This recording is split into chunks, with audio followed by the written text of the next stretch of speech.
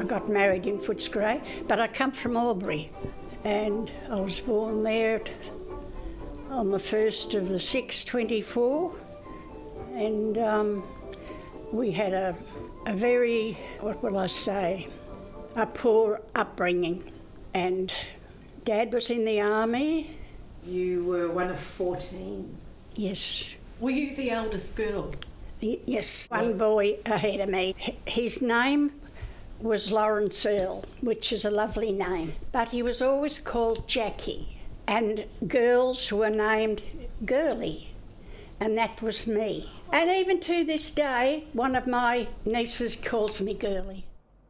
Well, I probably was about 8 or 9, and I had to go to school this one day without shoes on, and I've never been so embarrassed in all my life. It was because we never had any money, and the shoes that I was wearing probably wore out, I don't know. I can't remember that bit.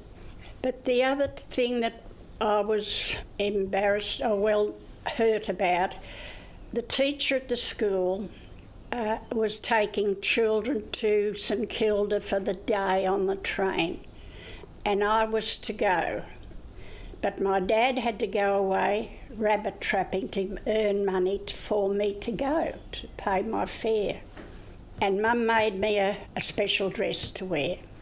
And I stood outside the front door and I listened, and I heard that train go over to Wodonga, and I wasn't on it. Those two things still stick in my mind, that I don't remember what I did last night, but I do remember those things. I would never tell anybody anything about me or my home or whether we had stuff on the floor or, you know. And lately I've been listening to people that are well up in the world here, and they're telling their story, and they tell the damn same things. They never had this on their floor, or they didn't have a bath. And I'm thinking, what was I so embarrassed about? I never let on to anybody that I was embarrassed about anything. I just kept it to myself. I never ever told my mother. She never worked, no. Although she was Queen of Albury, when they had the Queen competition, she was Queen, yeah. When I was growing up, we had a bath, a tin one, out in the room off, like I suppose it'd be like a shed or something. We only bathed once a week and be one after the other. As the water got cold, more hot water was poured in. But I think Mum and Dad were first and everybody come after. So and I would never tell anybody that story. I was so embarrassed about it. I was the only one that suffered like that.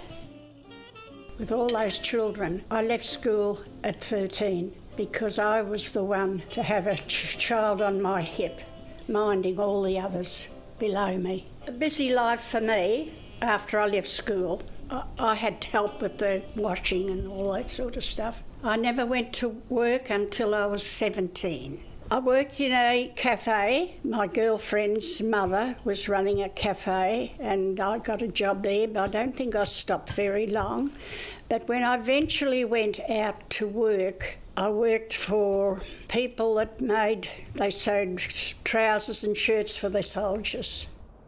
Ron was in Albury in the camp. He was a butcher in the army. And the swimming pool was next door. Well, I love swimming. I used to swim in the Murray River, and I would go and swim with the kids around. We'd swim down, we'd swim up. We had no worries at all. But if my kids wanted to go in the Murray River now, I wouldn't let them. It was at the swimming pool. I met him and I liked the look of him. I'd probably be out 18, I suppose, yeah.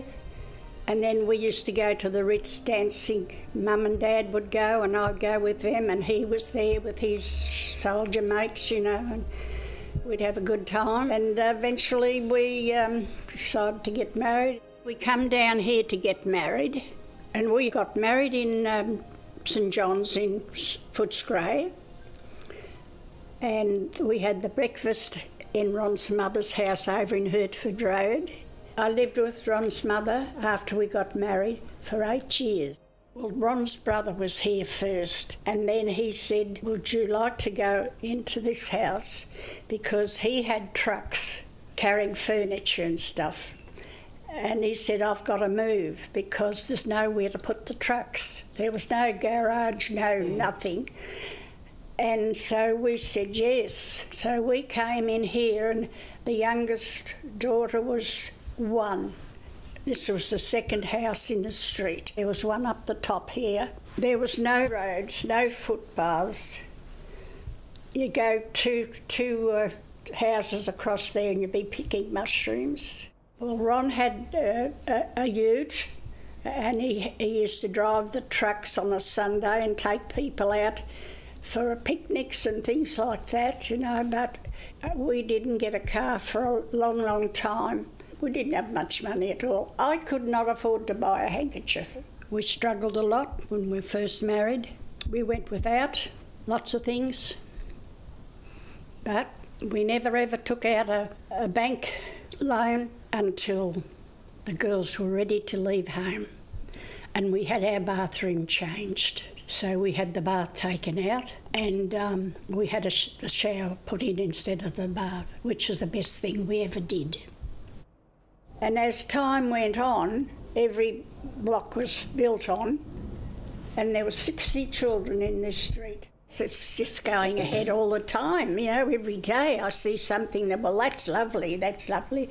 They're planting trees and, you know, things, and Ron would be surprised, you know, at all the buildings that's going up. There was nothing like that here. It's good. It's good to see it like that. We were happy. I suppose the happiest time was when we moved into this house. We were by ourselves and we could work things out, which we did. He was fantastic. Being able to talk together, no rows. I don't think we ever had a row. We might have got a bit niggly about something, and you wouldn't speak for a couple of, not days, but a couple of hours, then it'd be all over, you know. But he was a good father, never ever rowed. So what more could you ask for? And I still miss him. I say goodnight to him every night. I hope he listens. I'm sure he will. I didn't know anything about football coming down here. Well, the only times I ever went to the footy here was the finals. I'd go. I was working in the city, the sandwich bars, and after I finished work, about 2 o'clock, I'd leave and go straight to North Melbourne, and we'd sleep the night there at North Melbourne Club, at the football ground. Well, we're undercover, but we had a good time. You'd have fun. You didn't get much sleep during the night, you know. I sang the song, out they come, out they come, out they come to play, just for recreation's sake to pass the time away.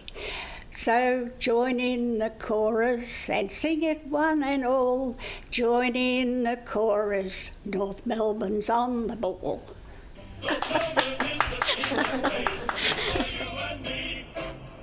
I've knitted since I was a kid.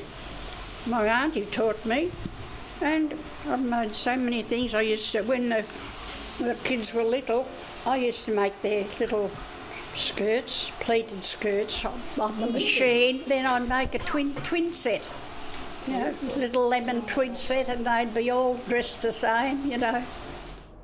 Yeah, I've made lots of scarves, yes. I've got 1, 2, 3, 4 drawers. They're all scarves, all different sorts of scarves.